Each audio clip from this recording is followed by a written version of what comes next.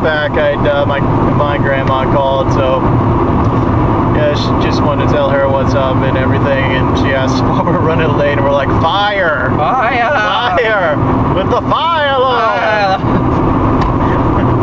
But anyway, the Portal skit was funny, and the next skit after that... A dance skit? Was a dance skit, and it was... bad coordination. It's like, gotta do dance and learn how to synchronize. Should we rate some of these skits? No, if they want to watch them, they can go watch them online. Somebody's got them up by now. There's that too. After that, the only one, well, with the second skit, the only thing that stood in my mind was the girl dancing on the far right was way off cue the entire skits, and it just kept bugging me because she was the Jew of the entire skit. She had no rhythm. Yeah. Let's see, what was the next skit? Some sort of musical. I don't even remember. Yeah, if we can't remember the skit, it's because it was so bad. Most of the skits were either wannabe musicals, yaoi fanbay, or really, really, really good. Or really, really good.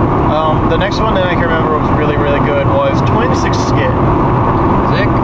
They did this whole game over penitentiary about like characters from games getting locked up, and it's like Bowser, Dr. Robotnik, Ganondorf, this Meowth puppet, which was so... I want to fucking steal that fucker. It was so cool. That was a badass puppet. And they had a Pac-Man as the warden. Waka waka waka. He did waka waka waka waka. And then they like talking about their big plan of getting out. Then all of a sudden it's like he got some new and Kafka. That guy. Yeah. But then they get a new prisoner, and it's Faye from Cowboy Bebop. Music and all. And we're like, huh? It's Faye. Right. We're okay with this. No arguments here. It was just an all-around really good skit. It was down at that little Twinsic Bastion. They had like a backdrops, and they had the gates. Really, really good. Just put a lot of time and effort. You can tell they put a lot of time and effort into the skit, and it went out really well. Yes. The next one I can remember, there was an Italian one with some song, The Banjo Man. I don't know what the hell that was from. All I remember is that they did a skit last year as well, and it also sucked, and it had terrible audio. This one has slightly better audio. Slightly, but yeah. And then there was another dance skit with some taxi girls who were there last year as well. Yeah, I think that was Kayla's group, wasn't it? I don't know. Somebody said some. Yeah, it was. Maybe. Fuck, I don't know. I don't care. Fucking cares. I don't care either way. They weren't at the another Italia skit where they were singing a song. I don't know. Who Needs Love or some stupid crap like that. It sounded like a Rent song, but I was like, I know this ain't from Rent, so it's from some musical. There was a lot of lip syncing. Like lip syncing to an already existing song sort of thing going on. Then there was this random ass skit that had Sailor Moon, Laura Croft, a Star Trek guy. That one wasn't bad. It wasn't bad. I mean, we were simple. I don't even know what I'm saying right now. I mean, I liked it. They had some really good lines in there. I'm gonna destroy you, silicone and all. Yeah, it was pretty funny. You're just jealous because you don't have a naked transformation sequence. Moon, Crystal, hey. Now, as much as me and the other fanboys would love to see this, we just don't have the time. That's what stuck out to me for that scene. Yeah, they had some good props and everything. The one thing, if I had to nitpick about one thing, is that their stagehands were wearing Kingdom Hearts wigs, which were unneeded. Kingdom Hearts wigs and Visual K mask. Like, I can understand dressing in all black, but the wigs were really, really distracting. Oh yeah, that was with that Axel who had the really bad wig who I kept making fun of. We were like, no, Axel wig was on the back. No, the one by Cloud. Oh. Then there was a Naruto skit. It wasn't terrible. Honestly, the best thing about the skit was they used the opening music, like the right kind of little jingle to Yeah, they did a good job with using Naruto music, and the best thing that stuck in my mind was pretty much the Kakashi. He had good stage presence. Everyone else was just, and their stage ninjas were dressed up as the fourth Hokage and Tsunade, and it's like they couldn't bother to wear all black. It kind of was a little. If you weren't paying attention, you'd be like, "Oh, why aren't these people saying anything?" Yeah.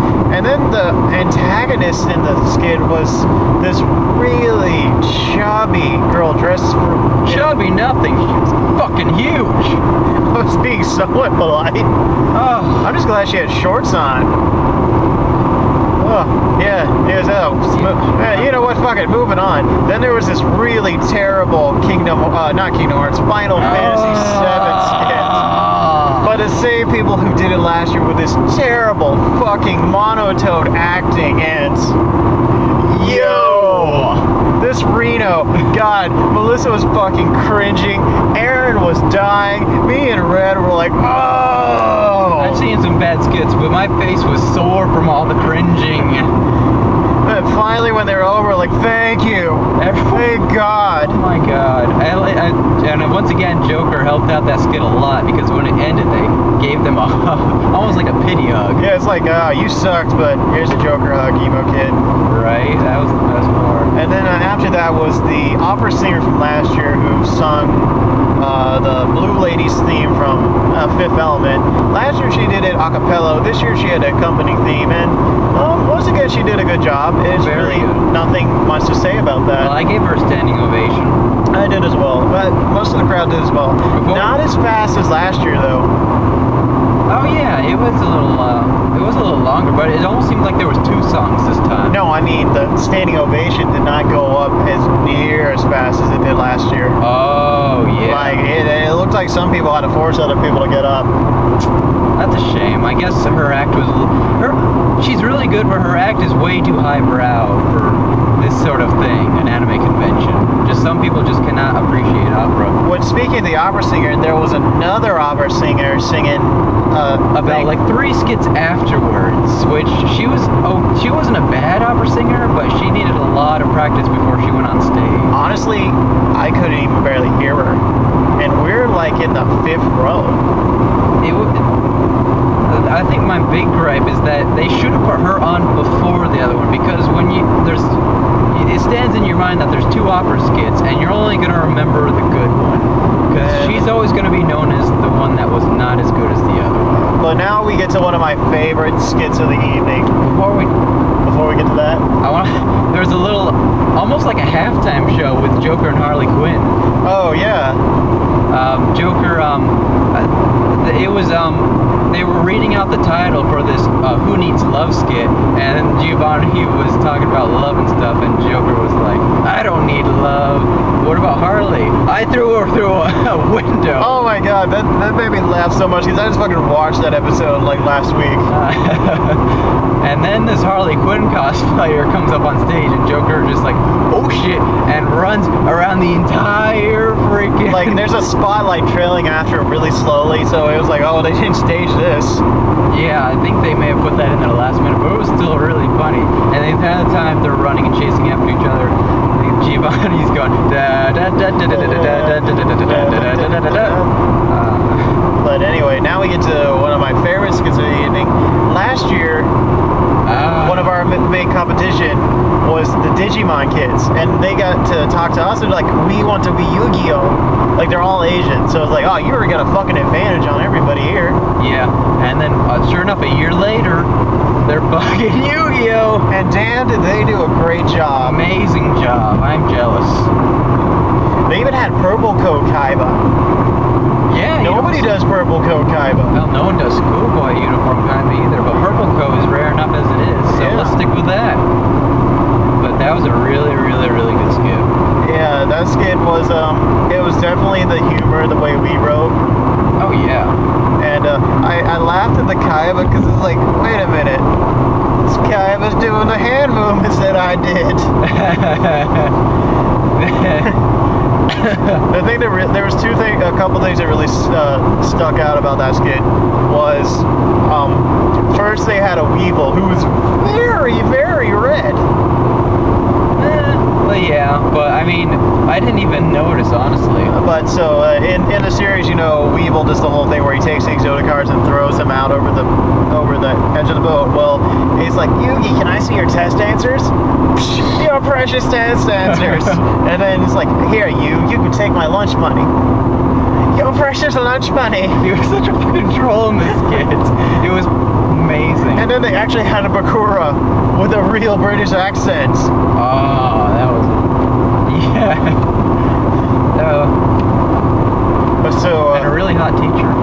Yeah, Red's like, that's a hot teacher. Where was she when I was in high school? But then, to even make it better, it's like, why don't you just use your puzzle? So, he does a transformation sequence. They put, like, platform stuff on the bottom of his feet, put extra hair in his wig, put his cape on, and give him, like, these fake square eyes. It's like, wait a minute, you're not Yukimoto. Yes, I am. Can't you tell from my confident demeanor? Go to the principal's office. And then all of a sudden, hello, Yuki boy. Pegasus. And he opens the door, and all of a sudden, a curtain falls behind the door, and it's like a swirly vortex. And he closes the door, and the principal outside falls down, and it says Shadow Realm. And we're just like, bravo, sirs. Damn. Bravo. I'd like to think that this may be me with my big head talking, but I'd like to think we were in that skit in spirit. And now, really, the only other skit I can think of is the last skit, and Red, you talk about the Pokemon Silent Hill one. Pokemon Sulphur. So it starts out, this girl, I guess, is testing out the brand new Pokemon in the game that got out, Pokemon Sulphur, and it's difficult to describe because I feel my words won't really do it justice as good as it is. Well, it starts off with the girl as a character who is the girl, like the actual player, in a Pikachu shirt and like shorts and stuff, and she's playing a Game Boy, and her dialogue is coming out of her and someone who's dressed up as Crystal. So they cross paths, and then the story takes on to Crystal, and it goes Crystal gets her Pokemon from a professor who's a little off. And then she runs into James, who's also off. And then Pyramid Head shows up, and this is one of the best things. She sends Jigglypuff out against Pyramid Head, and Pyramid Head fucking skins the Jigglypuff puppet. Oh my god. And then she takes it to a Pokemon Center, and all of a sudden you hear the siren, and they pull down the Pokemon Center's background, and it's like the demon version of the Silent Hill Pokemon Center. And all of a sudden, this fucking bobblehead Nurse Joy pops up, and there's a Pikachu sitting up there, and all of a sudden you hear Pikachu, and she grabs it and starts slamming it with a bat. And then so the Crystal is kind of worried and gives her the Pokeball, and you hear the healing noise, but it's so distorted. It's like doo, doo, doo, doo. Your Pokemon has been fully healed. Jigglypuff, are you okay? Jiggly. And so it cuts back to the girl in real life. She's like, "That's it, I'm done." And then Pyramid Head. And then Pyramid Head just takes her. Oh, that was. Oh my god, that was one of them. That was. I would say that's the best. I guess I'm not really the judge, but that was.